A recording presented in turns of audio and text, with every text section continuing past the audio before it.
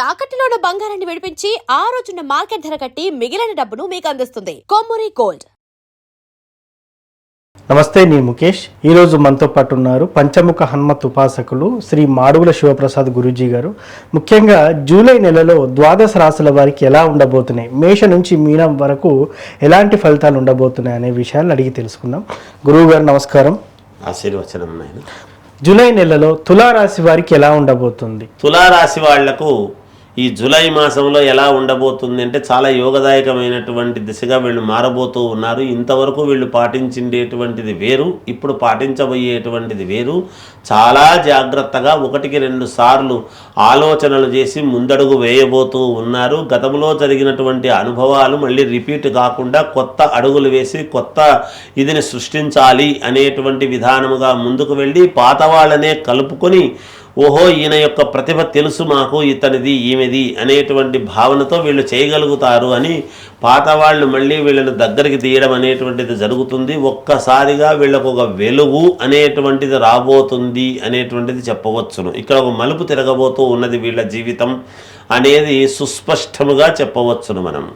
వీళ్ళు ఎందుకంటే గతంలో ప్రవర్తించినటువంటి తీరు కాకుండా భిన్నమైనటువంటి వైఖరి ప్రదర్శించి వీళ్ళకు యోగదాయకమైనటువంటి పనులు చేస్తారు. విద్యార్థులు కొంచెం బాగా శ్రమపడి చదవాల్సినటువంటి అవసరము ఉంటుంది. తదేక దృష్టితో చదివి ఉత్తీర్ణులవుతారు. కీలక నిర్ణయాలు తీసుకుంటారు. కొన్ని లెక్కాచారముగా నేను ఇంతే చేయగలను, చేయవలసిన చోట ఎంత చేయాలో అంతే చేస్తారు, ఎక్కువ చేయరు. కొన్ని చోట్ల ఎక్కువ చేసి మంచి ఫలితాన్ని కూడా పొందేటువంటి అవకాశాలు చేస్తారు. ఆకస్మిక ధనలాభం అనేటువంటిది ఈ మాసంలో ఉన్నట్టుండి రావటం జరుగుతుంది. అయితే కొంత ఖర్చులు కూడా ఉంటాయి, జాగ్రత్తలు వహించాలి.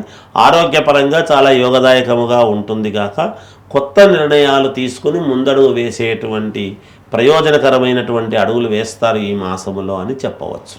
తులారాశి వారికి ఎలా ఉండబోతుందో చక్కగా వివరించారు. ముఖ్యంగా ద్వాదశ రాశుల వారు ఏ పరిహారం చేసుకుంటే ఇంకా మెరుగైన ఫలితాలు పొందుతారు, అదేవిధంగా కొంత నష్టంగా కొన్ని రాశుల వారికి ఉన్నటువంటిగా మనకు కనిపిస్తూ ఉంది. వారు ఏ పరిహారం చేసుకుంటే ఇంకా ఎలాంటి లోటుపాట్లు లేకుండా ఉండొచ్చు అంటారు?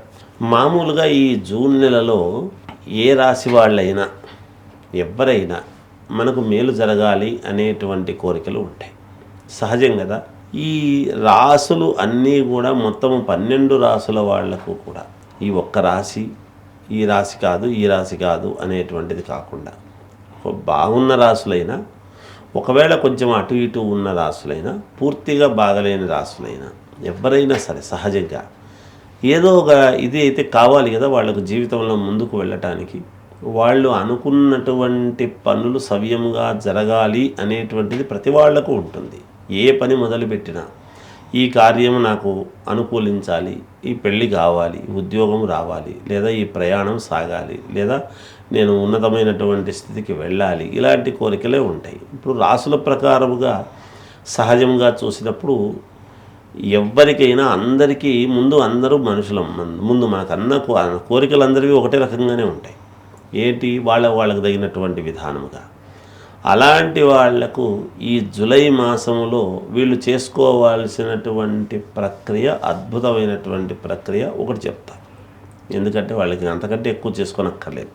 ఓం ద్రాం దత్తాత్రేయాయ నమః అనేటువంటి మంత్రాన్ని చదువుకోవటం. ఈ మంత్రాన్ని చదువుతూ ఉన్నప్పుడు దత్తాత్రేయ స్వామి స్వరూపాన్ని మనం సెల్ ఫోన్లు ప్రతి వాళ్లకు ఉంటాయి. అవును, మనం అదే పనిగా ఫోటో తెచ్చి పెట్టుకోవాల్సినటువంటి అవసరం కానీ ఇంకోటి కానీ ఏమక్కర్లేదు. ఒక్కసారి ఆ సెల్ ఫోన్లో దత్తాత్రేయ స్వామి ఫోటో చూసి ఓం ద్రాం దత్తాత్రేయాయ నమః అనేటువంటి దీన్ని 11 సార్లు ఉచ్చరించుకోవటం.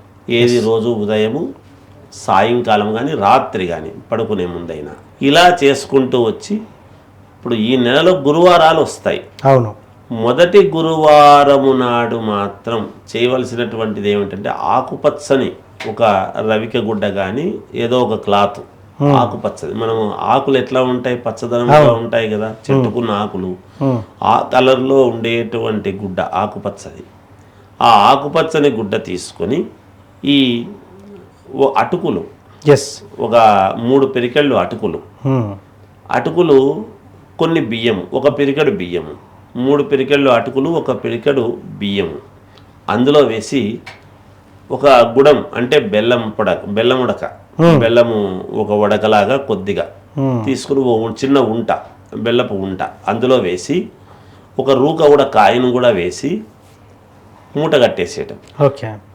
ఆ మూట కట్టేసి ఈ 4 గురువారాలు దానికి పసుపు కుంకుమ వేసి పూజ చేసి లాస్ట్ గురువారం ఉంటుంది కదా, నెలాఖరులో ఉండేటువంటి గురువారము ఏదైనా ఒక ఎవరికో ఒకరికి గురువులాగానో లేకపోతే ఎవరికైనా ఒకరికి ఇచ్చేయటం అనేటువంటిది మంచిది. దాంతోపాటి 1 కిలో బియ్యం, ఏదో ఇది ఇచ్చినాం కదా అదే చాలే అని అనుకోకుండా 1 కిలో బియ్యం దానం చేస్తే పరిపూర్ణముగా సర్వదోషాలు పోవటానికి అనుకూలం. అది లాస్ట్లో చేయాల్సినటువంటి పని. లేదు మొదటి వారమే చేస్తాము అని అనుకుంటే ఈ 3-4 వారాలు ఇది చెయ్యాలి కదా, ఆ మూటకు ఒక పసుపు కుంకుమ అనేది వేయాలి. వేసి అప్పుడు చేస్తే దాని యొక్క మేలు సంపూర్ణం జరుగుతుంది. ఆ మూటకు వేస్తూ ఉండేటువంటి దాని వలన పరిహారం కొంత కొంత కొంత కొంత పోతూ వస్తుంది. చివరిలో పూర్తిగా పోవటం అనేది జరుగుతుంది. అన్ని పనులు జరుగుతాయి, అనుకున్న పనులు నెరవేరుతాయి గాక. ఇది దాని యొక్క సారాంశం. మొత్తానికి ద్వాదశ రాశుల వారు ఏ పరిహారం చేసుకుంటే బాగుంటుందని చాలా చక్కగా చెప్పారు సార్. ధన్యవాదాలు. జయోస్తు.